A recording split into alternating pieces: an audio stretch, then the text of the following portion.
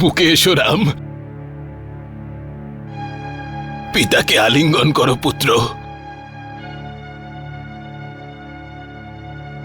এসো আমার কাছে।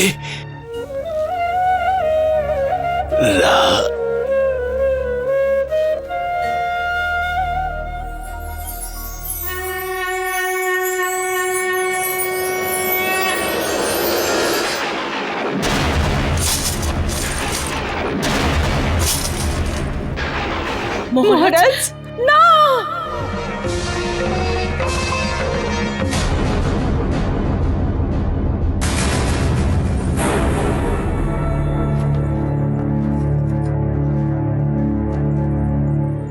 আশ্চর্য ব্যাপার, সূর্যোদয় তো অনেকক্ষণ হয়ে গেছে, আর প্রতিদিন যে শঙ্খধ্বনি শুনতে পেতাম সেটা তো পেলাম না।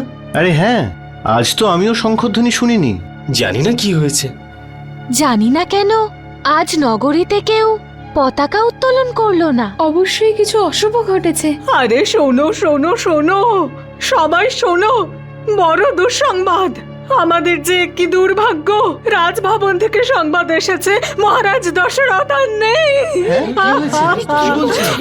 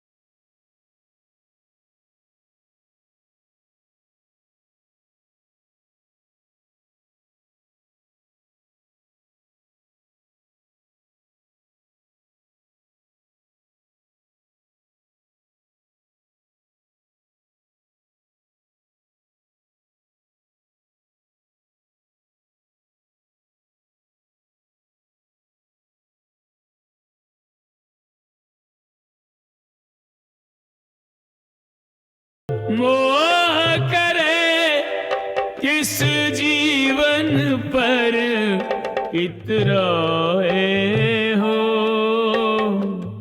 आज मरे कल दूसरे।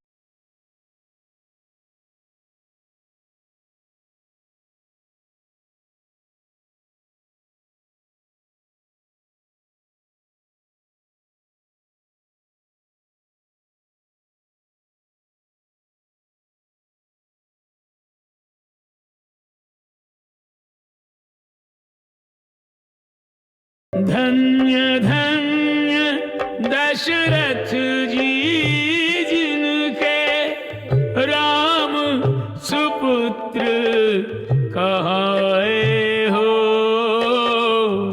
उनका प्रभु घर जाना निश्चित प्रभु जिनके घर आए हो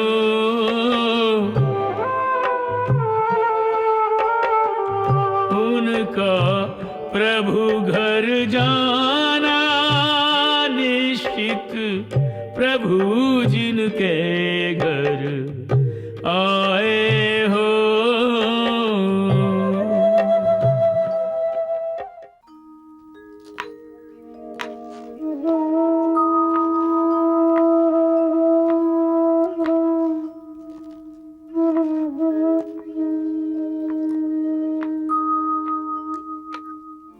প্রণাম গুরুদেব। বসুন।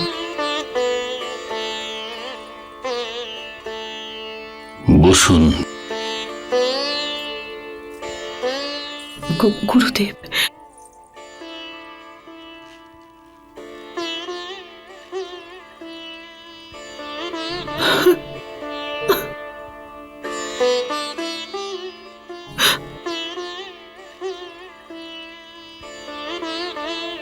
ক্ষমা চাইছি গুরুদেব, তাকে এখানে ডেকেছি আমি। আমার 4 পুত্রের মধ্যে এই সময় কেউ অযোধ্যায় নেই, তাই ও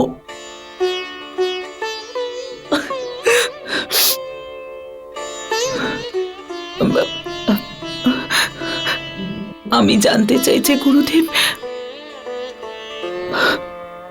মহারাজের অন্তিম সংস্কার কি করবে?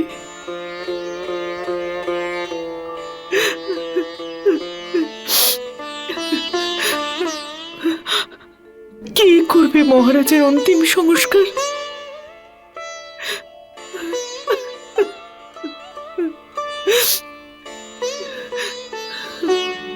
গুরুদেব, আপনি তো জানেনই যে যত দূর সূর্যের প্রকাশ পৌঁছত তত দূর মহারাজের আজ্ঞাকে বেদ বাক্যের মতো পালন করা হতো। কিন্তু ওনার মৃত্যুর পরে মহারাজ দশরথ কি বিধিপূর্বক দাহ সংস্কারের থেকে বঞ্চিত থাকবেন? চক্রবর্তী রাজা ছিলেন মহারাজ দশরথ। সমস্ত দিশা, সমস্ত স্থানে ওনাকে সম্মান করা হতো। মৃত্যুর পরে ওনার কি অনাদর হবে? না মহারানী, মহারাজ দশরথের অনাদর হবে না। শোকাকুল হবার জন্য পরিস্থিতি অনুযায়ী আপনার মনে শঙ্কা, সন্দেহ, সংশয় উৎপন্ন হয়েছে। ওইসব আপনার মন থেকে ত্যাগ করুন। মহারাজ দশরথের অন্তিম সংস্কার নিশ্চয়ই হবে, আর শাস্ত্র অনুযায়ী পিতার অন্তিম সংস্কার করার অধিকার পুত্রদেরই হয়। আর মহারাজ দশরথের অন্তিম সংস্কার ওনার পুত্ররাই করবে। মহারানী, মহারাজ দশরথ মহাত্মা ছিলেন, আর ওনার 4 পুত্রই ধর্মপরায়ণ। কোন পুত্র ছাড়া ওনার অন্তিম সংস্কার কি করে করা যেতে পারে?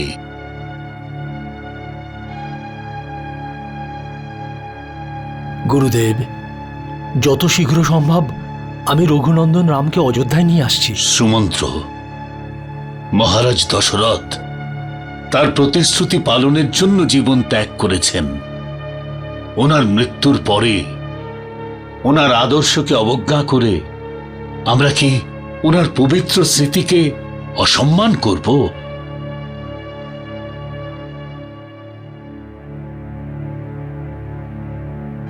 আর যদি রামের কথা ধরি, তাহলে সেও মহারাজ দশরথেরই পুত্র। সে যদি ফিরে আসে তাহলে 14 বছর বনবাস পালন করেই ফিরে আসবে। মহারানী, আমরা ভরত আর শত্রুঘ্নকে ডেকে নিই। সুমন্ত্র, আপনি বায়ুর চাইতেও দ্রুত গতির অশ্বারোহীর দ্বারা ওদের নিকট সংবাদ পাঠান আর বলবেন ওদের গুরু বশিষ্ঠ অবিলম্বে অযোধ্যায় ফিরতে বলেছেন। এর চাইতে অতিরিক্ত ওদের আর কোনো কিছু জানাতে বারণ করবেন। ক্ষমা চাইছি গুরুদেব, কিন্তু মহারানী, আমি আপনার হৃদয়ে উৎপন্ন হওয়া উৎকণ্ঠাকে জেনে ফেলেছি। আপনি এটাই বলতে চাইছেন যে ভরত আর শত্রুঘ্ন এখানে আসতে বেশ কয়েকদিন লেগে যাবে, আর ততদিন পর্যন্ত আমরা মহারাজের পার্থিব শরীরকে এইভাবে রাখতে পারি না। আপনি চিন্তা করবেন না, আমরা মহারাজ দশরথকে অগ্নিদান আর পিণ্ডদানের ফল থেকে বঞ্চিত হতে দেব না।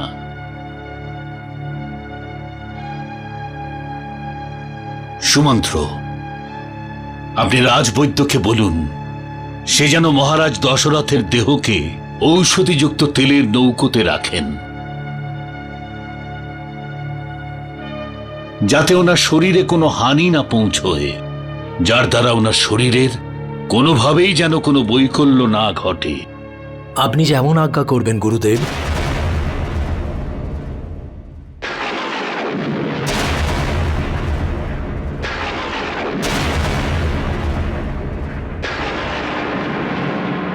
পিতা!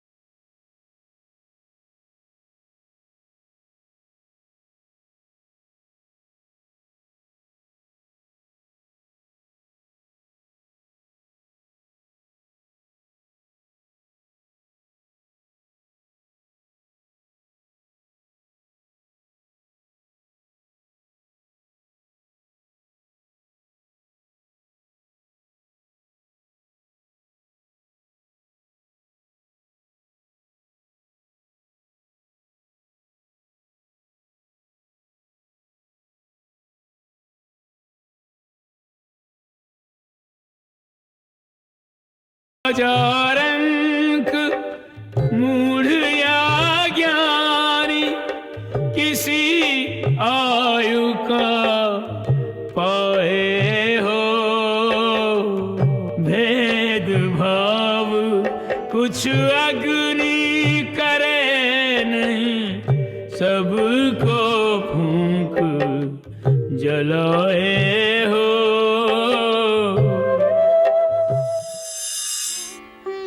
জ্যেষ্ঠ ভরত, তার মানে আপনি অনেকবার খারাপ স্বপ্ন দেখেছেন?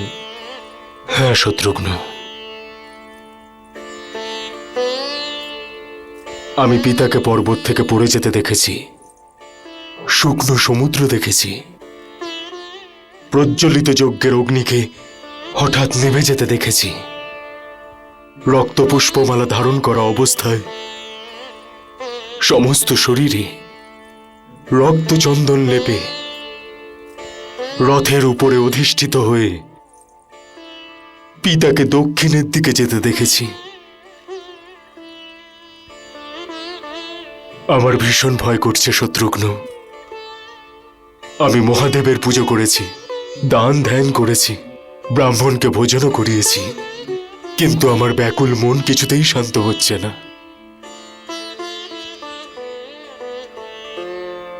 শত্রুঘ্ন, আমাদের শীঘ্রই অযোধ্যায় যাওয়া উচিত। যতক্ষণ না আমি পিতাকে মাতাদের জ্যেষ্ঠ রামের সাথে, লক্ষণের সাথে, উর্মিলা, বৌদি সীতাকে সুরক্ষিত অবস্থায় না দেখছি, আমার মন কিছুতেই শান্ত হবে না।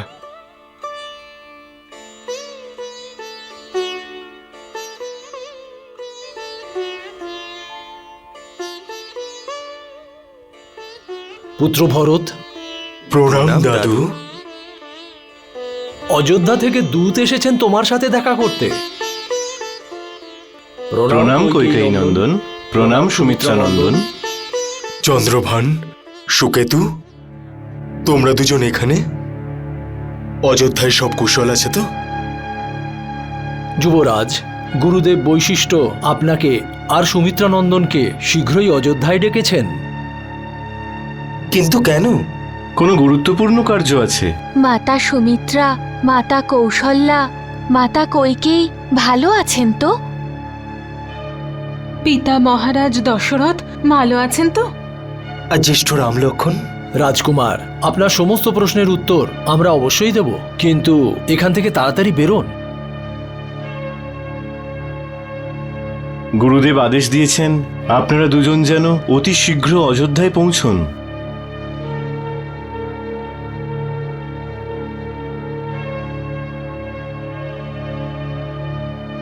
আমাদের অনুমতি দিন আপনি।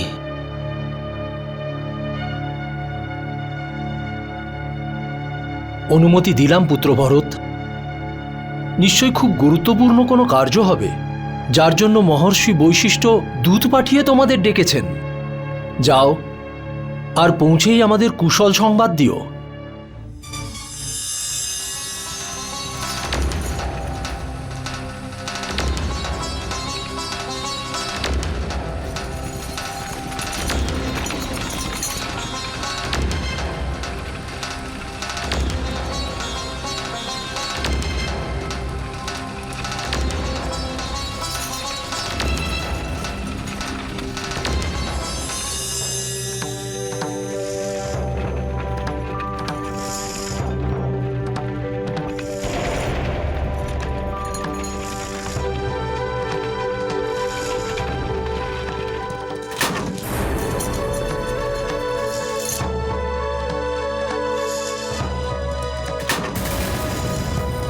শত্রুঘ্ন, মনে হচ্ছে যেন অযোধ্যাবাসী আমাদেরকে ঘৃণা করে।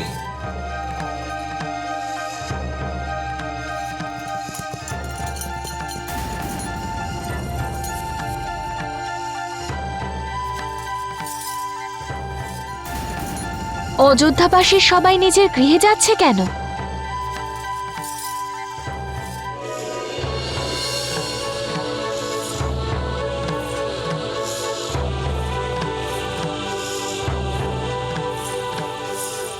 মহারানী, মহারানী, মহারানী, মহারানী, আমার ভারত ফিরে এসেছে, ফিরে এসেছে আমার ভারত, আমার ভারত এসেছে। ভরত,